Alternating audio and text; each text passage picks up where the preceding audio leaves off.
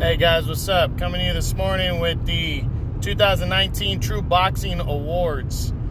This video we're going to be discussing the upset of the year in all of boxing. I'm going to give you candidates from each division, then we'll do the top 5 finalists. Now, upset of the year, not a lot of upsets go on in boxing overall. I mean, yeah, you have a good amount that show you, but by division, there's just not a lot of upsets that happen all the time. You know, for the most part, we get clear-cut winners or the favorites win. That's kind of how boxing's structured. Most of the time, the favorites are winning fights, and that's why they're the favorites, to be honest. That's why big fights can get made, because they get to dictate pretty much, for the most part, who they want to fight. The favorites do. So let's get into now each division.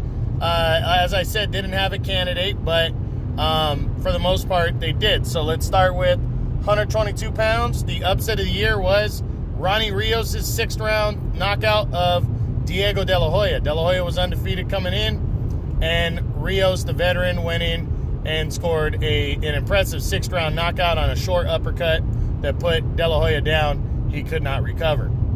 The candidate for upset of the year at 126 pound, that is Shu Can for his 12-round unanimous decision victory over Jesus Rojas to capture the WBA regular featherweight title. Can came out of nowhere. He was widely unknown. Rojas was an established fighter, and Can pulled off a controversial 12-round decision to take that world title. The candidate for upset of the year at 130 pounds, super featherweight, goes to Andrew Cancio for his 4th-round knockout of Alberto Machado to capture the WBA regular super featherweight title.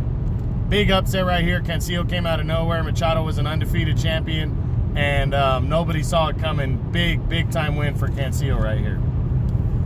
Next, the candidate for lightweight upset of the year goes to Teofimo Lopez for his 2nd round TKO of Richard Comey. This is more of a mild upset, but it was still an upset, as Comey was the favorite for most people going in, as Lopez knocked him out and captured the vacant captured the IBF lightweight title from Comey. The candidate for 140-pound junior welterweight upset of the year goes to Pablo Cesar Cano for his 1st-round TKO of former 3-division world champion Jorge Linares. Another fight nobody saw coming right here. Cano came out of nowhere, got the quick stoppage win in the 1st round, and a contender's bout. So very big win right there for Cano. Next, the most controversial, the upset of the year at 147-pound welterweight division. We don't have a candidate there. The candidate for upset of the year at 154 pounds, that's a big one. That's Julian J-Rock Williams, 12-round unanimous decision over Jarrett Hurd to capture the unified IBF and WBA super welterweight championship. Big time upset right here for Williams. Upset of the year at 160-pound middleweight division, that goes to Ryota Murata for his 2nd round TKO of Rob Brandt in their rematch as he captured the WBA regular middleweight championship. Upset of the year at 168 pounds super middleweight, that is Chris Eubank Jr.'s 12-round unanimous decision over James DeGale in a contender's bout as they competed in February. Upset of the year at 175-pound light heavyweight division, that is Jean Pascal's 8-round technical unanimous decision over undefeated Marcus Brown. That was a technical decision due to the fact that a cut was opened up over Brown's eye and was forced to go to the scorecards. Upset of the year at the 200-pound cruiserweight division, we have no candidate there. And then upset of the year in the heavyweight division, no question here. That's Andy Ruiz Jr.'s 7th-round TKO of Anthony Joshua to capture the unified heavyweight championship of the world. Okay, so those are all our candidates, 10 candidates. Let's take a look at our top 5 finalists for the 2019 TRU Boxing Awards upset of the year. Okay, number 5, finishing number 5 for upset of the year is Andrew Cancio for his 4th round knockout of previously undefeated Alberto Machado to capture the WBA regular super featherweight title. Heading into this fight, Cancio was a nobody. Nobody really knew who he was. He'd been in a ring with Rene Alvarado back in 2015, and he got knocked out in 2016 against Joseph Diaz. So nobody really saw Cancio coming at all.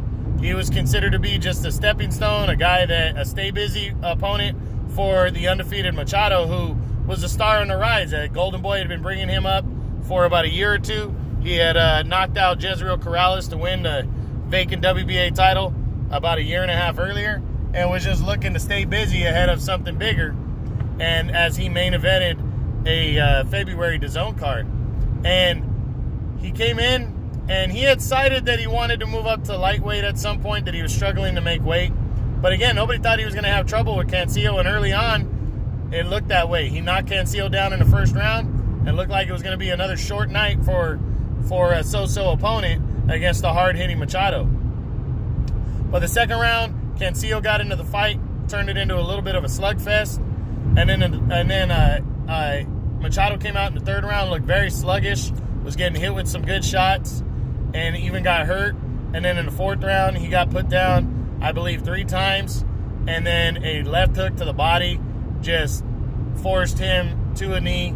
He could not get up and recover, and a monster upset for Andrew Cancio as he became the new world champion. He went on to rematch Machado later in the year and beat him again by a knockout with another body shot in the third round, leaving no doubt that he was the better man at 130. But, you know, a lot of people feel it has to do with the weight. I did too, but it was still a huge win. Came out of nowhere for Cancio. Number 4 on the year for upset of the year is Pablo Cesar Cano's first round TKO over Jorge Linares at 140-pound junior welterweight. Heading into this fight, Cano was a former world title challenger, but a faded guy who hadn't really done anything in years, in a few years, about 3 to be exact. He, he got thrown in there against Linares as a faded former world title challenger, and nobody really gave him a chance against Linares. Linares, though, was only in his second fight at 140 pounds. But a year earlier, he fought Vasily Lomachenko at lightweight and lost the lightweight title, but he fought his ass off. It was a very close fight. He put Lomachenko down in that fight for the first time in Loma's career, and Loma had to dig deep to come back and knock him out on a body shot. So Linares was still considered to be, and he was considered to be a very highly regarded pound-for-pound type fighter. And he actually, for me, was number 1 at 140 going in, because nobody had established themselves at 140 yet to take that spot away from Linares. And so nobody thought Cano was going to come in here, even though he was the bigger man, and dominate. But I did think his size could bother. I felt his size could bother Linares, and I was a little worried because Linares has been knocked out before in first rounds and stuff, and beaten in upsets, and that's exactly what happened. Cano went right in like a bulldog. He put him down 3 times. Cano did, and finally the fight was stopped after the 3rd knockdown, and Cano walked away with the biggest victory of his career, and he's throwing himself into the mix now at 140 in the top 10. So huge win right there. He forced Linares to move back down to lightweight, a weight where he was, somewhat struggling to make weight, but he said he can't compete at 140. He's just too small. So big time win for Cano right there. He finishes number 4. Finishing the year number 3 for upset of the year is Chris Eubank Jr. for his 12-round unanimous decision over James DeGale in February at 168-pound super middleweight. Heading into the fight, DeGale was a favorite, but Eubank wasn't a shut-down underdog. DeGale had been struggling with opponents the last couple years, but DeGale, former 2-time world champion, most people just felt on a skill level he was better than Eubank, and maybe in his prime that would have been the case, but Eubank was just a hungry fighter who had lost a year prior to George Groves in the World Boxing Super Series semifinals, and he was trying to prove himself, and he went in and he did that. He came in, he fought his ass off against DeGale, and really just dominated the gal with ease. Knocked him down a couple times en route to a one-sided 12-round unanimous decision, and threw himself in the mix at super middleweight. But the cool thing about Eubank, he's in very good condition, and he can make middleweight still, and he came back down to middleweight later in the year and won an interim title and is now in the mix for hopefully a world title sometime this year, maybe a Jamal Charlo fight. He really put his name on the map and stepped out of his dad's shadow with that win in that upset. So, big-time win. He finishes number 3, Chris Eubank Jr. Finishing the year number 2 for upset of the year is Julian J-Rock Williams, 12-round unanimous decision over undefeated Jarrett Hurd, previously undefeated Jarrett Hurd, as Williams captured the unified super welterweight title with this win at 154 pounds. J-Rock was coming in. He was like at the back of the top 10, barely hanging on to a top 10 spot. Jarrett Hurd was the shut-down number 1 fighter at 154 pounds. I mean, he really was. He had, a year earlier, he took on Erislandy Lara in a fucking war. And a lot of people thought Lara was going to beat him. And he just went toe-to-toe with Lara. It was a great fight of the year. They went at it, tooth and nail. And he scored a knockdown in the 12th round to seal the deal. And he took a close split decision. But he proved that he was number 1 in the division in unified belts. So heading into 2020, it was just looking like, 2019 was looking like big things were expected. And he was just making a mandatory defense against a guy who had already had a chance before and been knocked out in J-Rock. And I think a lot of people thought it was going to be the same thing as when J-Rock challenged Charlo back in 2016. And that just wasn't the case. J-Rock came out and just beat Williams to the punch consistently. It really looked like Hurd overlooked Williams. And like I said, Williams beat Hurd to the punch consistently. And Hurd him, knocked him down, and just continue to beat him to the punch for the remainder of the fight. Hurd put up a good fight in the second half especially, but Williams was not going to be deterred in this one, and he walked away with a huge upset 12-round unanimous decision. So he finishes the year number 2, becoming the super welterweight champ. Big-time win. And now finishing the year number 1 for the upset of the year. So this is your 2019 upset of the year without question. Andy Ruiz's 7th round TKO victory over the previously undefeated Anthony Joshua as Ruiz captured the unified heavyweight title. Heading into this fight, Joshua was supposed to face Jarrell Big Baby Miller.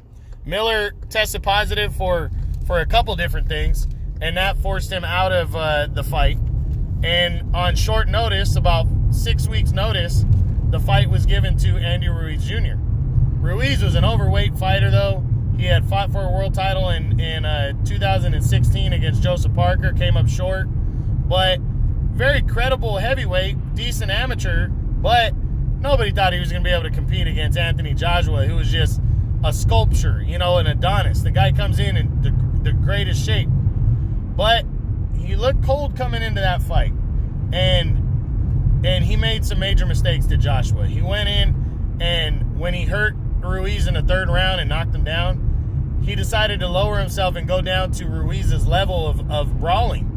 And it's not his style to do that. He's a taller, lengthier fighter, and it was just a mistake as Ruiz took advantage fully of that mistake and hurt Joshua, knocked him down, and then pressured him the next couple rounds before finally in the 7th round putting him down again. After Joshua looked like he stunned Ruiz, he got hurt, got caught again, got put down again, and the referee decided to stop the fight, awarding Andy Ruiz Jr. with the heavyweight title and one of the biggest upsets in heavyweight title history. So Ruiz became the unified champ. Now, he went on to lose the title later on in the year to Anthony Joshua in a rematch, but Joshua beat him by a decision. Ruiz proved he's a legitimate heavyweight, but that was a major upset, one of the biggest. Anthony Joshua in one of the biggest divisions in boxing was the number 1 heavyweight in the world, and he got upset. So, huge win. Andy Ruiz, 2019 True Boxing Award for Upset of the Year. Hope you guys enjoyed this. True Boxing, you've been hit with the truth.